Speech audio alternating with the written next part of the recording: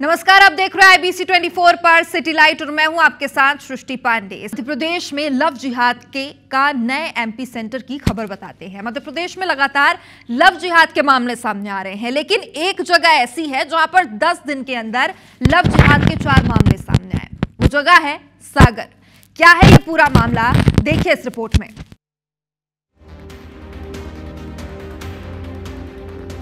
मध्य प्रदेश में लव जिहाद के मामले लगातार सामने आ रहे हैं। सागर में एक बार फिर से एक और मामला सामने आया। एक महिला ने SP कार्यालय में आवेदन देकर न्याय की गुहार लगाई। महिला का आरोप तो ये है कि पानी में नशीली दवा पिलाकर फैजल खान नाम के एक युवक ने उसके साथ बलात्कार किया, फिर अश्लील वीडियो बनाकर करीब 2 साल तक शारीरिक शोषण करता रहा। आरोपी लगातार शादी का दबाव बनाता रहा और आरोपी के माता पिता धर्म परिवर्तन के लिए मजबूर करते रहे। महिला ने सुसाइड की कोशिश भी की, लेकिन उसके पति ने उसे बचा लिया। तंग आकर जब वो रिपोर्ट लिखाने के लिए थाने जा पहुंची तो पुलिस भी रिपोर्ट लिखने में आनाकानी करने लगी। तो उसने कुछ नशीली चीज मुझे पिला दी। मैं वहाँ बेहोश हो गई। फैजल खान ने मेरे साथ गलत किया और वीडियो बनाया। मैं साहिबगंज गई थाने, वहाँ मेरी FIR दर्ज हुई। मैं वहाँ से आई, फिर 1.5 साल हो गया उसे ऐसे ब्लैकमेल करते हुए। सागर जिला लव जिहाद का एपिसेंटर बनता जा रहा है। ये क्यों कह रहे हैं, तो चलिए अब आपको बताते हैं। क्योंकि सागर में लव जिहाद का ये कोई पहला मामला नहीं है। पिछले 10 दिन के अंदर सागर में लव जिहाद के 4 मामले सामने आए हैं। पहला मामला सामने आया पिछले रविवार को, जहां पर 2 बच्चों का बाप अकरम अपना नाम बदलकर राज बन गया और 8 महीने तक युवती का शोषण करता रहा। मोतीनगर थाने में युवती ने FIR दर्ज कराई। दूसरा मामला 17 जुलाई को सामने आया। गढ़ाकोटा थाना क्षेत्र से घर से लापता हुई 20 साल की युवती, पुलिस ने दिल्ली से उसको बरामद किया। तीसरा मामला भी 17 जुलाई का ही बताया जाता है। खैराई गांव की एक हिंदू युवती को मुस्लिम युवक भोपाल अपने साथ लेकर चला गया। विरोध में हिंदू संगठनों ने मोर्चा खोल दिया और 3 दिन में युवती को बरामद करने का अल्टीमेटम दिया। और चौथा मामला आज का है। अब इस पूरे मामले में हिंदू जागरण मंच भी सामने आया है और कार्रवाई की मांग कर रहा है। 1.5 साल से महिला परेशान हो रही है। महिला जहाँ रहती थी उसके बाजू में कोई महिला रहती थी, वो आपस में एक दूसरे से फ्रेंडशिप हो जाती है। वो उसको सायगढ़ ले गई किसी उसके बहन के बेटे के जन्मदिन में। वहाँ ले जाके जब लौट के आ रही थी तो किसी फैजाल नाम के व्यक्ति के साथ कार में ये लेके आई उसको। रास्ते में वो महिला उतर गई कुछ लेने के लिए ढाबा पे, और ये इसको गाड़ी में बैठी थी, उसने इसको कुछ पिला दिया फैजाल ने। बेहोश हो गई। बेहोश होने के बाद इसके साथ उसने गलत काम किया। मध्य प्रदेश के सागर में ही नहीं बल्कि कई जिलों में इस तरह के लव जिहाद के मामले सामने आ चुके हैं। भोपाल में भी TIT कॉलेज में लव जिहाद का मामला तो आपको याद ही होगा। अब देखना ये होगा कि इन लव जिहाद के मामलों में आखिर कब तक लगाम लगती है। IBC 24 के लिए शिवम दत्त तिवारी, सागर। छत्तीसगढ़ कांग्रेस इन दिनों बहुचर्चित शराब घोटाले और पूर्व CM भूपेश बघेल के बेटे चैतन्य बघेल की गिरफ्तारी में उलझी हुई है। ऐसी स्थिति में कांग्रेस ने अपनी पूरी ताकत ईडी के विरोध प्रदर्शन में झोंक दी है और वर्तमान में कांग्रेस बिजली कटौती और बिजली बिल में वृद्धि को लेकर प्रदेश सरकार के खिलाफ अभियान शुरू किया था। जिला मुख्यालय में इसको लेकर धरना प्रदर्शन किया जा रहा था। इसी तरह खाद की कमी को लेकर भी कांग्रेस एक्शन मोड पे थी और तभी चैतन्य बघेल की गिरफ्तारी हो गई। ये सारे मुद्दों को किनारे कर कांग्रेस ईडी के खिलाफ विरोध प्रदर्शन में जुट गई है। मामले में भाजपा विधायक सुनील सोनी ने कहा, कांग्रेस को जनहित के मुद्दों से कोई लेना देना नहीं है। कांग्रेस प्राइवेट लिमिटेड पार्टी है। इस पर पूर्व CM भूपेश बघेल ने पलटवार किया। कहा, जनहित मुद्दों के साथ साथ भाजपा सरकार की तानाशाही के खिलाफ लड़ाई लड़ते रहेंगे।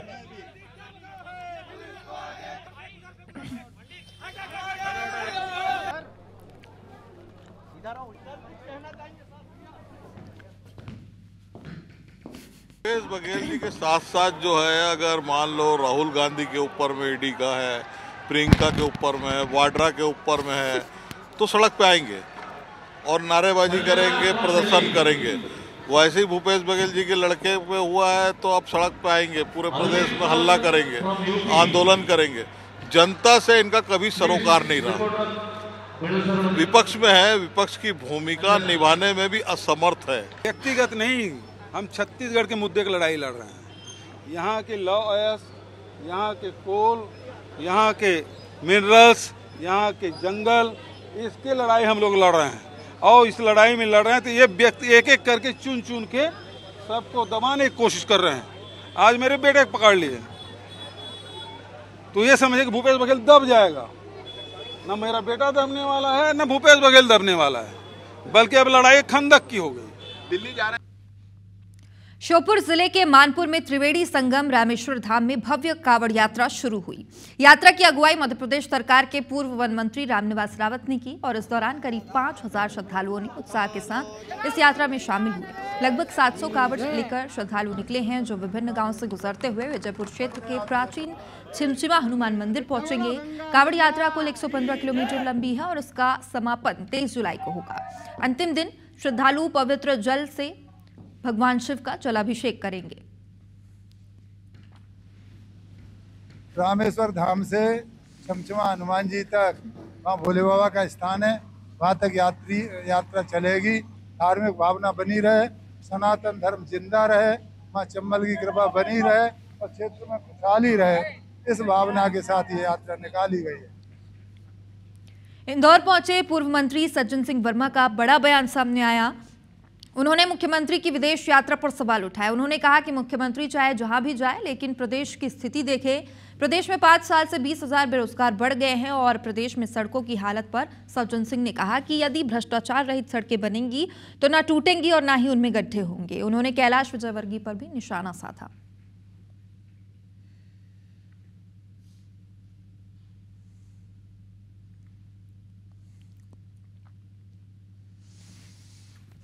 आज का मुद्दा है 20,000 लोग बेरोजगार बढ़ गए इन 5 सालों में। तमाम इन्वेस्टर मीट हुई।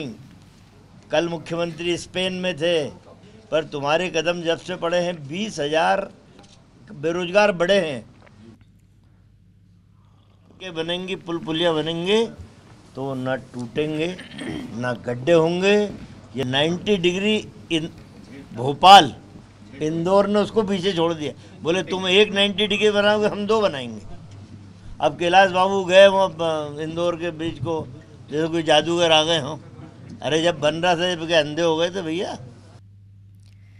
मध्य प्रदेश कांग्रेस का मांडू में कल से होने वाले जन संकल्प शिविर में शामिल होने प्रदेश कांग्रेस प्रभारी हरीश चौधरी जेएमडी रिजॉर्ट मांडव पहुंचे, जहां उन्होंने शिविर की तैयारियों का जायजा लिया। साथ ही नेता प्रतिपक्ष उमंग सिंघार सहित अन्य नेताओं से चर्चा की। शिविर को लेकर उन्होंने कहा कि मध्य प्रदेश में वर्तमान में जो हालात बने हुए हैं उसको लेकर चर्चा होगी और साथ ही उन मुद्दों पर लड़ाई को कैसे आगे बढ़ाना है, इस पर रणनीति तैयार होगी।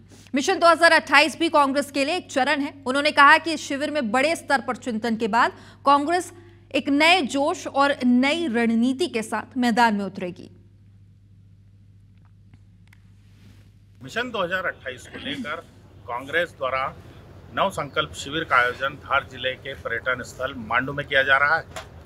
यहाँ जेएमडी रिसोर्ट में आज शिविर के ठीक एक दिन पहले विधायकों का आना शुरू हो गया है। ढिंडोरी, छिंदवाड़ा, मुरैना सहित लगभग 10 विधायक अब तक यहाँ पहुँच चुके हैं। आप ठीक मेरे पीछे देख सकते हैं। शिविर को लेकर लगातार यहाँ पर जो है कांग्रेस के जो टीम है वो लगी हुई है। यहाँ गाड़ियों की लंबी लंबी कतारें देखी जा सकती है। शिविर को लेकर जो है काफ़ी तैयारियां की गई है। जो होटल है, जो रिसॉर्ट है, उसके ठीक दाहिने और एक हॉल है जहां पर जो मध्य प्रदेश के जो कांग्रेस के विधायक हैं उनको जो है शिविर में प्रशिक्षण दिया जाएगा। इसके अलावा भी यहाँ पर जो है वरिष्ठ नेता है वो सभी जो है ऑनलाइन जो है वो वर्चुअली यहाँ पर आकर और उन्हें आगे की रणनीति जो है वो तैयार करने के जो है सूत्र देंगे। ये पूरा शिविर जो है मिशन 2028 में जो विधानसभा चुनाव है उसको लेकर कांग्रेस द्वारा यहाँ पर ये किया जा रहा है। नेता प्रतिपक्ष मध्य प्रदेश के उमंग सिंघार का कहना है कि ये जो शिविर है निश्चित तौर पर ये मील का पत्थर साबित होगा और 2028 में भाजपा का जो गढ़ है मध्य प्रदेश में उसे भेदने के लिए ये शिविर काफ़ी कारगर सिद्ध होगा। अमित वर्मा, IBC 24, धार। और अब आपको छत्तीसगढ़ से प्रदर्शन की तस्वीरें दिखाते हैं। कई जिलों में स्वामी आत्मानंद उत्कृष्ट विद्यालय के संविदा शिक्षक और कर्मचारियों ने धरना प्रदर्शन किया। अपनी 2 सूत्रीय मांगों को लेकर मुख्यमंत्री के नाम प्रशासन को ज्ञापन सौंपा। सरकार से वेतन वृद्धि और नियमितीकरण की मांग रखी। तस्वीरें में इससे जुड़ी कुछ देखिए। पहली तस्वीर बलौदा बाजार की है, जहां संविदा शिक्षकों और कर्मचारियों ने गोंडवाना भवन बस स्टैंड में प्रदर्शन किया, सरकार से अपनी 2 सूत्री मांगों को जल्द पूरा करने की मांग की। दूसरी तस्वीर बेमेतरा की, जहां तहसील कार्यालय के पास स्वामी आत्मानंद स्कूल के संविदा शिक्षक और कर्मचारियों ने अपनी 2 सूत्री मांगों को लेकर मुख्यमंत्री के नाम ज्ञापन सौंपा और जल्द मांग पूरी नहीं होने पर अगस्त से कलम बंद प्रदर्शन की चेतावनी दी। तीसरी तस्वीर सूरजपुर के रंगमंच मैदान की है, जहां स्वामी आत्मानंद स्कूल के संविदा शिक्षक और कर्मचारी संघ ने प्रदर्शन किया है। वहीं खैरागढ़ में स्वामी आत्मानंद उत्कृष्ट अंग्रेजी माध्यम स्कूल के संविदा शिक्षक और कर्मचारियों ने सड़कों पर प्रदर्शन किया। शिक्षकों ने अंबेडकर चौक पर 1 दिवसीय सांकेतिक धरना दिया, राज्य सरकार से अपनी 2 सूत्री मांगों को जल्द पूरा करने की मांग की। भोपाल की रहने वाली रानी डेरा के 2 कुख्यात बदमाशों का दिल्ली में एक मुठभेड़ में शॉर्ट एनकाउंटर हुआ है। दोनों कई राज्यों में अपराध को अंजाम देने के बाद फरार थे। आरोपी मुर्तजा अली और सिराज अली की पुलिस लंबे समय से तलाश कर रही थी। ये डकैती, हत्या का प्रयास, चोरी सहित कई गंभीर मामलों में आरोपी थे और आरोपियों के बारे में एसटीएफ और हजरत निजामुद्दीन थाने को सूचना मिली कि आरोपी दिल्ली में किसी बड़ी घटना को अंजाम देने की फिराक में है, जिसके बाद संयुक्त कार्रवाई में पुलिस ने दोनों को पकड़ा। हालांकि पुलिस को देखते ही दोनों आरोपियों ने पहले तो भागने की कोशिश की, फिर पुलिस पर ही फायरिंग कर दी। इस दौरान पुलिसकर्मी भी घायल हुए हैं, वहीं दोनों बदमाश को भी गोली लगी है। पकड़े जाने के बाद दोनों घायलों को इलाज के लिए अस्पताल में भर्ती कराया गया। बेमेतरा से आपको बड़ी खबर बता दें, जहां पर साहू समाज की बैठक में मारपीट का मामला सामने आया है। समाज के युवक ने लोगों से मारपीट की है। मारपीट के बाद आरोपी थाने पहुंचा, पुलिस ने आरोपी को हिरासत में लिया। सिटी कोतवाली थाने का यह मामला बताया जा रहा है। तो बेमेतरा से बड़ी खबर आप तक पहुंचा रहे हैं। साहू समाज की बैठक में मारपीट हुई है। समाज के युवक ने ही लोगों से मारपीट की।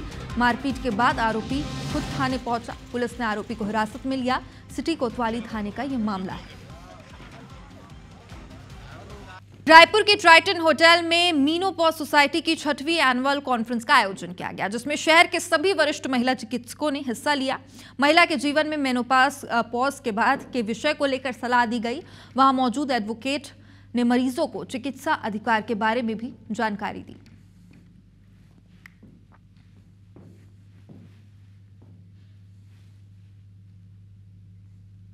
तो सावन का महीना शुरू हो चुका है और पावन महीना शुरू होते ही भोपाल के सराफा बाजारों में खासा उत्साह देखने को मिल रहा है। 25 जुलाई को मनाई जाने वाली नाग पंचमी के पहले चांदी, तांबा और पीतलों की जबरदस्त डिमांड है। सावन में भोलेनाथ को प्रसन्न करने के लिए भक्त व्रत, जलाभिषेक और विशेष श्रृंगार कर रहे हैं। इस श्रृंगार में इस बार सबसे ज्यादा डिमांड चांदी के बेलपत्र, चांदी की धतूरा भांग, नाग नागिन की जोड़ी, त्रिशूल, डमरू और छोटे शिवलिंगों की है। साथ ही तांबे के पात्र और थाल भी पूजा में उपयोग के लिए खरीदे जा रहे हैं।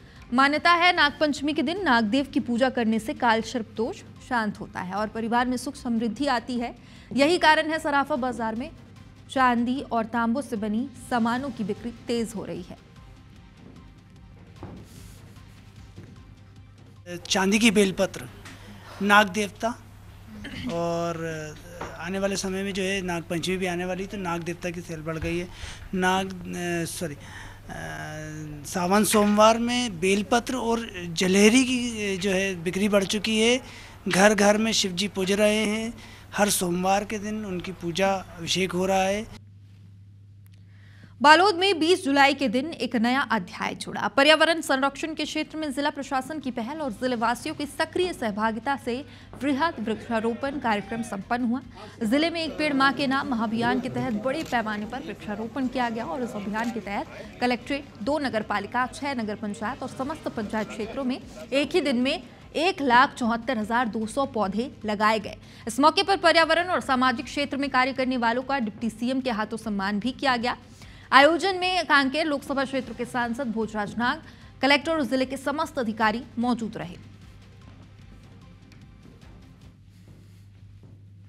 क्या गजब है बालोद में स्पिरिट में ये देखता हूँ, बहुत शानदार हुआ है। कार्यक्रम भी बहुत अच्छा हुआ है। 1000 से अधिक स्थानों पर 1,74,000 से अधिक पौधों का रोपण एक साथ करना और इस बड़े आयोजन के साथ करना, यह भी बहुत बड़ी बात है। जितने भी व्यक्तियों ने, संस्थाओं ने, व्यक्तिगत रूप से अधिकारियों ने, कर्मचारियों ने, नेतागणों ने, जिसने भी इस पूरे कार्यक्रम में सहभागिता की है, मैं उन सभी का अभिनंदन करना चाहता हूँ। माननीय प्रधानमंत्री जी के द्वारा एक पेड़ मां के नाम जो लगाने का आह्वान किया गया है, उसी तारतम्य में आज बालोद जिला में भी 1,74,000 से अधिक पौधे वृक्षारोपण किया गया। मैं बालोद के सभी जनता को, जिला प्रशासन को, सभी जनप्रतिनिधियों को और आप सबको बहुत बहुत शुभकामनाएं देता हूं। छत्तीसगढ़ में एक बार फिर से मानसून सक्रिय हो गया है। पिछले 24 घंटे से कई जिलों में तेज हवाओं के साथ झमाझम बारिश हुई है। बलरामपुर में भारी बारिश के कारण सभी नदी नाले उफान पर हैं। लोग जान जोखिम में डालकर रात के समय भी उफनते नाले को पार करते दिखाई दिए। इसका वीडियो सोशल मीडिया पर वायरल हुआ। बालोद में राजहरा से अंतागढ़ जाने वाले रेलवे ट्रैक पर भी पानी भर जाने से रेलवे पटरी डूब गई है। वहीं मौसम विभाग के मुताबिक दक्षिण छत्तीसगढ़ में अगले 5 दिनों तक बारिश की तीव्रता में तेजी आने की संभावना है। बारिश के चलते तापमान में भी 2 से 3 डिग्री गिरावट आई है।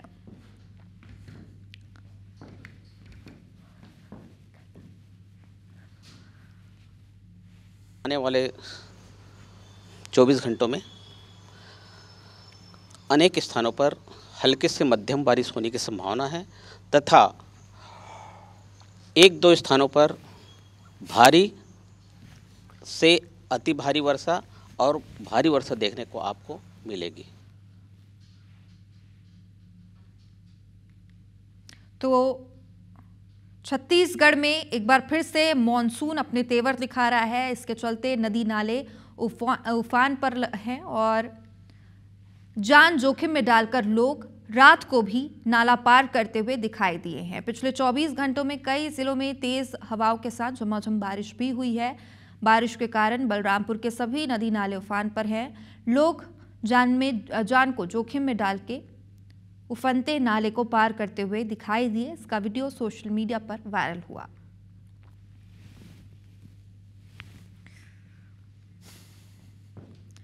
भिलाई के रुंगटा इंटरनेशनल स्किल्स यूनिवर्सिटी ने नया वर्ल्ड रिकॉर्ड कायम किया है। यूनिवर्सिटी ने 7 दिनों में प्रदेश के 8,183 युवाओं को ऑनलाइन मोड में ट्रेनिंग देकर कई स्किल्स में माहिर बनाया। इस नए कीर्तिमान को golden book of world record में शामिल किया गया। रुंगटा ऑनलाइन ट्रेनिंग का हिस्सा बने इन युवाओं को मुख्यमंत्री विष्णुदेव साय के हाथों प्रमाण पत्र बांटा गया है और सीएम साय ने रुंगटा ग्रुप को बधाई दी। कहा कि स्किल डेवलपमेंट के जरिए युवाओं को अपना टैलेंट दिखाने का बेहतर मौका मिलेगा।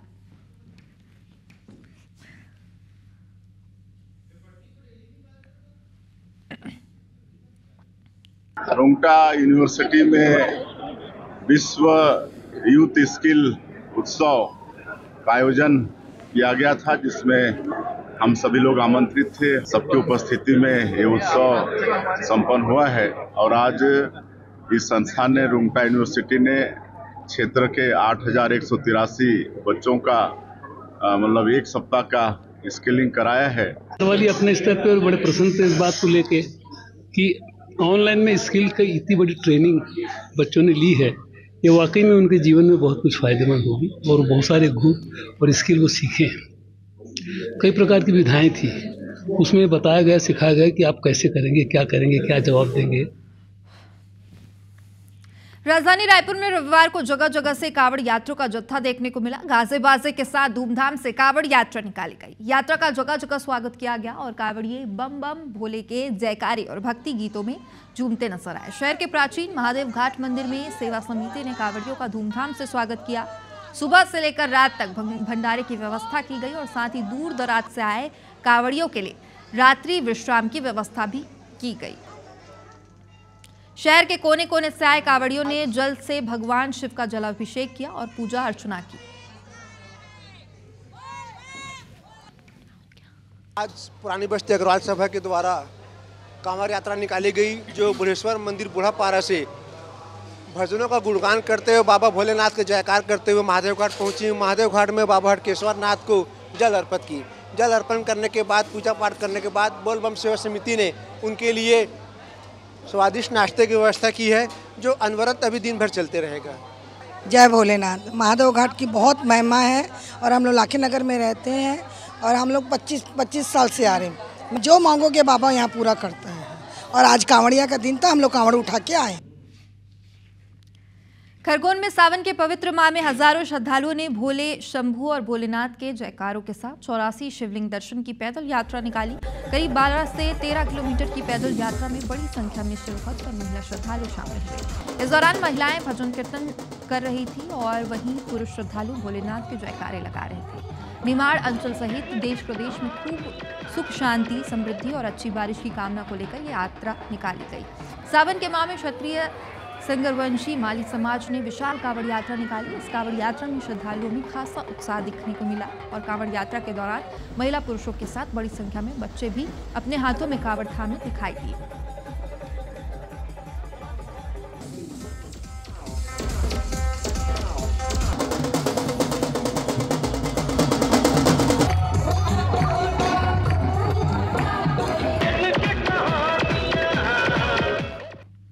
उमरिया कलेक्ट्रेट के महिला बाल विकास विभाग में एक लाल मुंह का बंदर के घुस जाने से हड़कंप मच गया। सभी ने अपना कामकाज छोड़कर कार्यालय से बाहर भाग गए और इसी दौरान कार्य ठप रहा। तभी कर्मचारियों ने वन विभाग को इसकी सूचना दी, पर वन अमला काफी देर से आया, वो भी खाली हाथ। करीब 3 घंटों के इंतजार के बाद वन अमला वापस आया और बंदर को वहां से भगाया। कर्मचारियों की माने तो बंदर के पीठ पर गंभीर चोट लगी थी। चोट की पीड़ा से बंदर तड़प रहा था। तेज बारिश होने की वजह से वो कार्यालय में घुस गया था और वन विभाग के आए हुए कर्मचारियों ने उस घायल बंदर का ट्रीटमेंट करवाने के बजाय उसको डंडा मारकर वहां से भगा दिया।